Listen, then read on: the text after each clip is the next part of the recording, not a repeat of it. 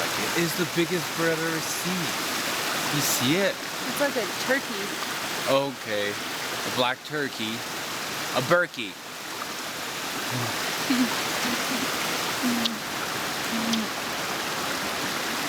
I like you. We like you. Woo-hoo! We're gonna kiss.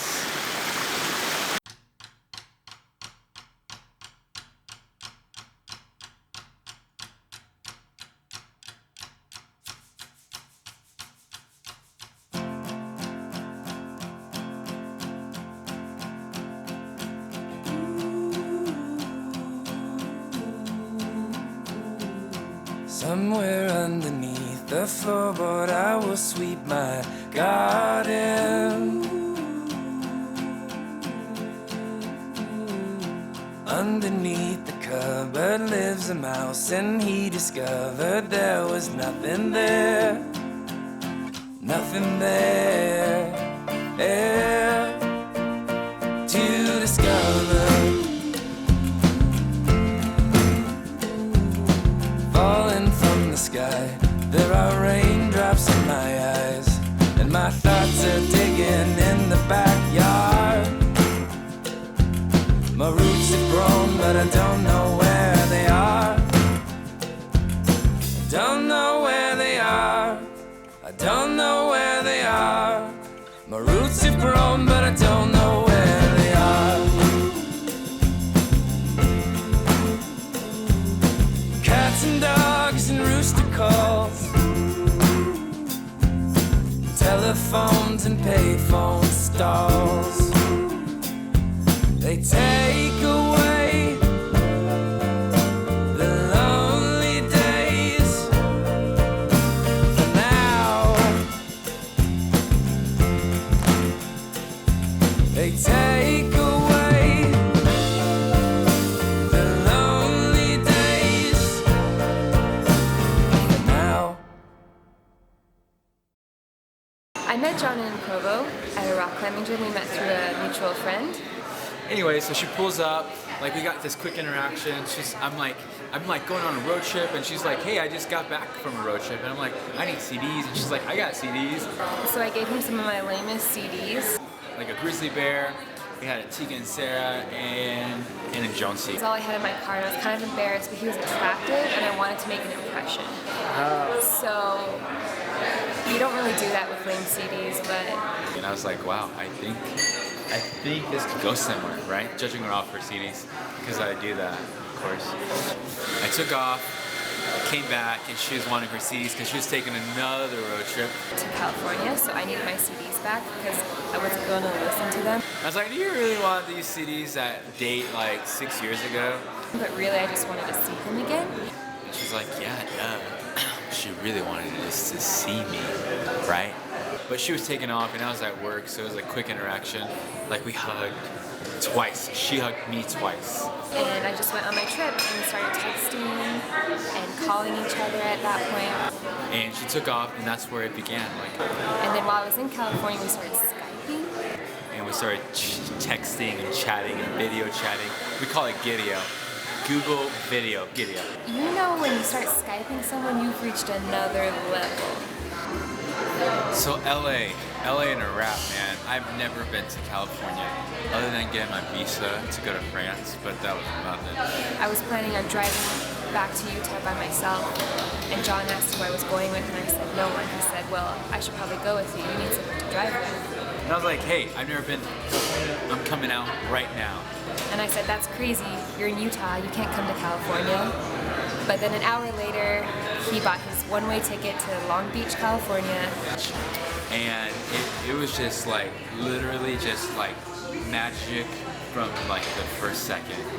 She pulls up, I jump in the car, like through her window, and I'm wrapping around her, and like the rest is history. And that was our first date. And we kicked it on like some hillside looking over the ocean.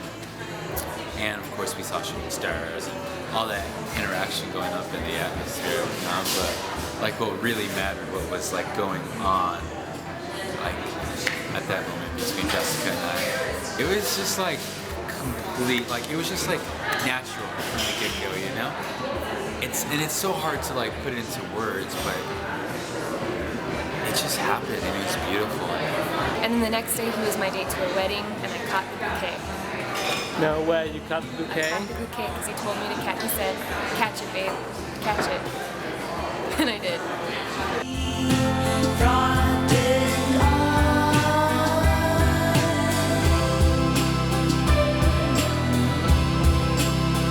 I remember what I was thinking when he flew out to Los Angeles. And I kind of raised my eyebrows a little bit. Mm-hmm. So, what were you thinking? What were you thinking? You flew down to LA. What were you thinking? You know, I don't think I was thinking. I was nervous. I said it was a bad idea. The night we were talking about it over Skype, I said, "This is a crazy idea. We hardly know each other. I don't think we should do it." But it was also really late, and so at the same time it was fun. So he bought his ticket. The day he was coming, I was running and jogging, and I was trying to do everything to get rid of my energy because I was scared. I was really nervous. But when I picked him up from the airport, it was like picking up a friend I already knew. He just got in the car and we were laughing, and all the worry just went away. But still, I don't recommend it. Don't try this at home. Anyways, I think it's important to like to acknowledge that, to put that out there, that everyone is always going to talk. So people had things to say about me, and then people have things to say about Jesse. But in the end, like ultimately, it was like, hey, what do we say about each other? You know? The lane next over's always faster, and you wait so long until you're so bothered. But right after you complete your merge, the lane you started in gets going. And while you wait for your luck to change, all you can think of is where you started. I've always sort of been set in my own ways and my own habits and my own daily life, you know, and the way I tend to just do my things. I've never really imagined or pictured even having to change those or adjust those or even wanting to. The idea is that in a marriage you become one, and I think it's a beautiful truth to be able to not necessarily mimic each other, but like to better yourself because of the way she or he makes you feel or, you know, uplifts you. So with that being said, like, you know, new hobbies and interests, I feel like I've been more refined, like aesthetically, I think. She's a gourmet guru, first of all. Everything she touches seems to have this beautiful lights. It's really neat to see that and to have sort of that light when I view her, or when I admire her. And I've always sort of been just a big piece of rock sort of thing. All I do seems like banging my head, scraping my knees, and just playing sports. And you know, Jessie is an all-American athlete, but she definitely has picked up on a whole lot of things that interest me. We've done fishing, we've done rollerblading, we've done every sport you could probably imagine. And I like beat her usually.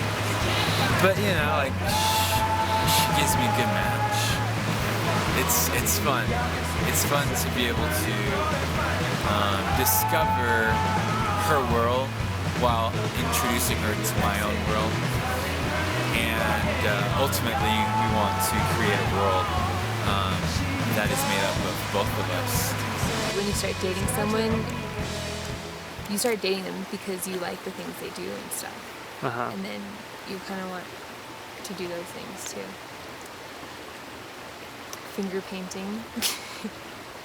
He brought finger painting to my life. The first time I ever met John was at a birthday party. That was a dance party. And I'm pretty sure he wanted to dance with me, but I didn't want to dance with him. So we didn't get to dance a lot that night together.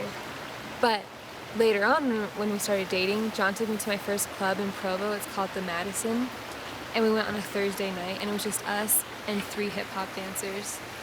And you can guess who won the dance floor.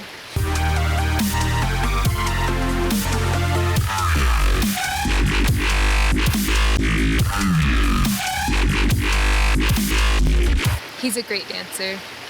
Better than me. That's saying a lot. But John and I love to dance. And he teaches me some cha-cha. And I teach him some white girl moves. Some moves? Oh my gosh. I just need somebody to love. I don't need too much, just somebody to love. I don't need nothing else, I promise, girl, I swear. I just need somebody to love. I need somebody. He like bites his lower lip and then like does like some of this with his arm. Wait. What does it do? Like some of this. Like I can't do it very well. And then he like does this one a lot. And I just smile at him and nod my head.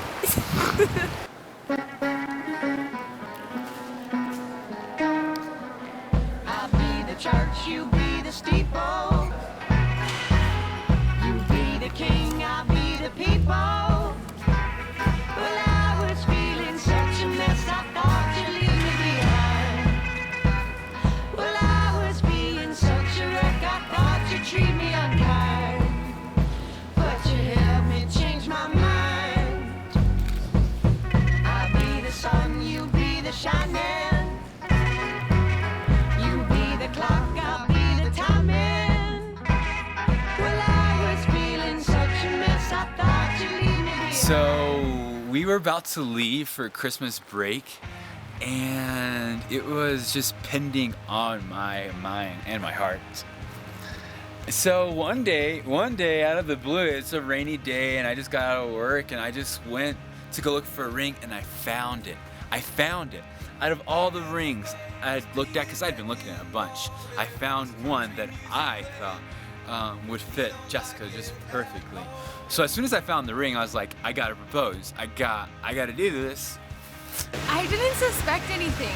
Earlier that day, I specifically asked John if there were going to be any surprises tonight for New Year's Eve. And he said, no, there's no surprises. Like, you know the plan. We're going to dinner, then we're going to Renee's house. That's it. And I believed him. I always believe him. So I came up with this plan, and I was like snooping behind her back, and I was talking to her family, and I got permission and like blessings from her parents and her brother, and it was just like, no man, I was on top of the world.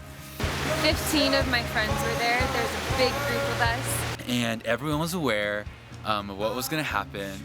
So what happened was, like, I'm getting so nervous, and I'm like, how am I gonna do this? And we have the countdown. Like a minute to midnight. John pulls me to the side and he says, Jessica, do you think this year could be our year? And like, I'm like, ugh. And I shrug my shoulders. And she's like, sure, yeah, it should be, blah, blah, blah. I don't know. It's just gonna be a good year. It's 2013. All your dreams come true. So he said, okay, that sounds good. I was obviously being a little suspicious. And he looked really nervous and I didn't know why. We counted down 3, 2, 1, and everyone like, celebrated and kissed and hugged. And then what happened was someone hit the lights.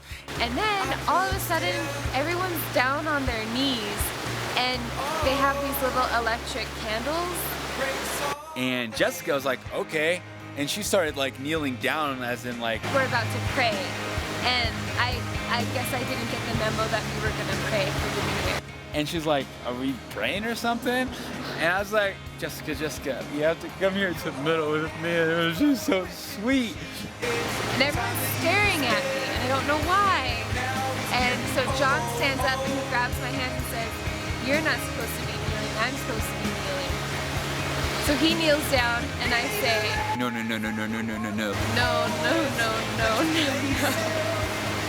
I mean, yes. And he said, "I still haven't said anything." Now I asked, the important question. It was, Jessica, will you marry me? And And I said yes. I think I said yes out loud. and I kiss her, but she's like blowing on her whistle still. 'Cause she's so like, I don't know. She's thrown off. Everyone's thrown off, and That's when I knew that my life was gonna change in front of everyone. it was really special. Every girl dreams of the day they get engaged and the day they get married. And you never know when it's gonna happen that you get engaged. And so I couldn't believe that it was actually happening to me at that moment, in that way, in front of my friends, with John. It was perfect. It was magical, and it was emotional, and it was everything that you don't even realize it would be. Wait, is this like...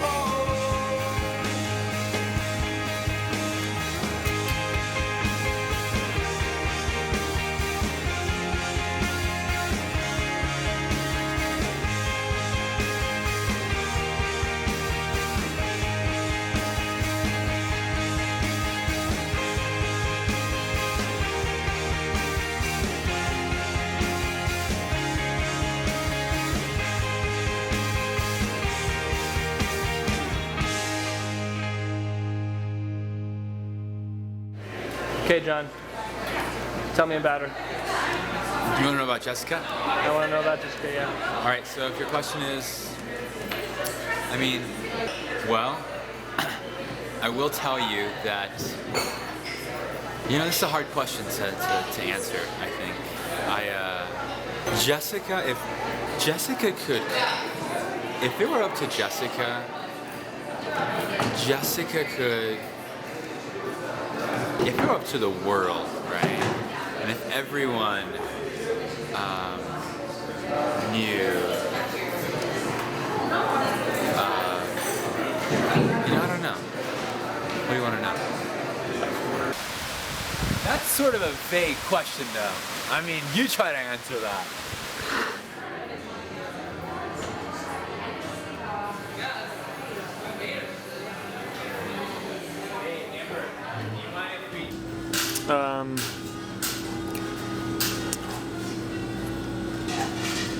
Describe your lives 10 years from now. What's it gonna be like? I will be 33. I'll be 26, almost. Yeah, 26. 36. 10 years from now, We'll have 2 kids. 2 kids. You One- sure? 2? Maybe 3. No, One named 2. Joe, J-O. It'll be a little girl. And the other Joe one's, Murray, maybe. The other one's named Is it gonna be an Spencer Aluka? Elo. No, that's cute though. I like that. I will work at home. Oh, cute. Our kids will speak 3 languages. Oh, which languages? Spanish. English, Francais, probably, or Italian, or sign language. Ooh, sign language. Those speak 6 languages. So John's away for a couple weeks. What are you gonna miss about him? I'm gonna miss him. Oh gosh. Well, I'm gonna miss him dancing around the house, playing the radio at all hours of the day and night, making some weird food for us for dinner. Most endearing character trait. Okay, I can start. So, I've always thought I knew what it was to love, to serve people, to be there for someone. Having met Jessica, I think that's one of the first things I recognized about her. As I got to know Jessica, I realized that she does care about people. I think too much. Okay, you're done, Justin. Go. Endearing quality about John is his laugh. It's like he doesn't hold anything back when he laughs. His mouth gets really big and his eyes get really small, and he throws his head back and just you like laugh really loud. Oh man. What do you want to say to your friends? We're lucky to have the friends that we have. Yeah, I can't even like count on my two hands, like how many people have been so important to us. And like Jesse said, they've been there in important parts of our lives, happy and sad, good and bad.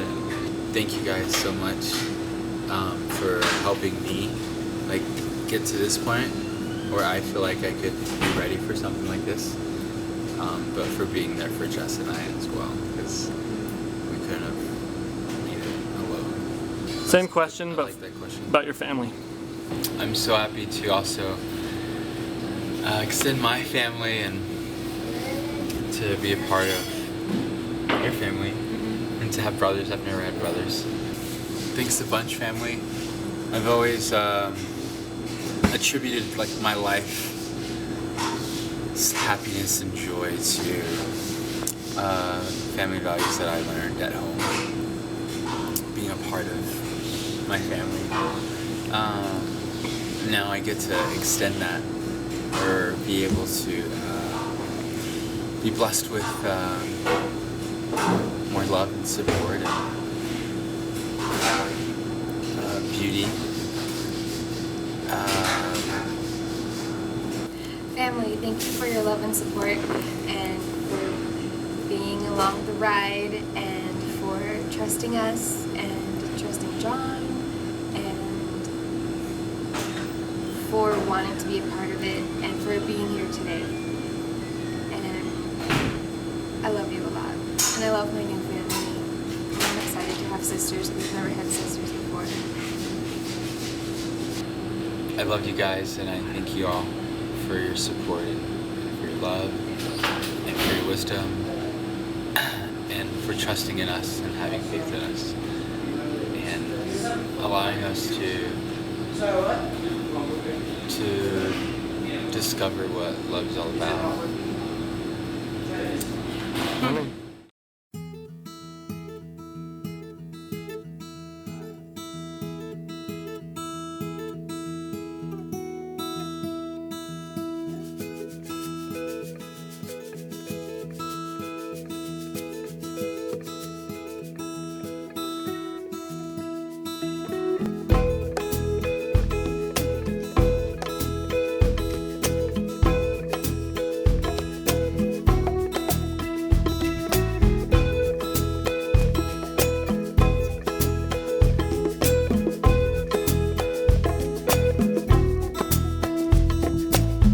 Still see the shadow of your ghost staring on at lost at sea. I can still feel the wind beneath my shoes, lifting me on up so I can breathe. I can still see the wreck from the shore. She was a fine ship, yes indeed. Still see the old man diving on down to find the keys. Be what you be and all that you are.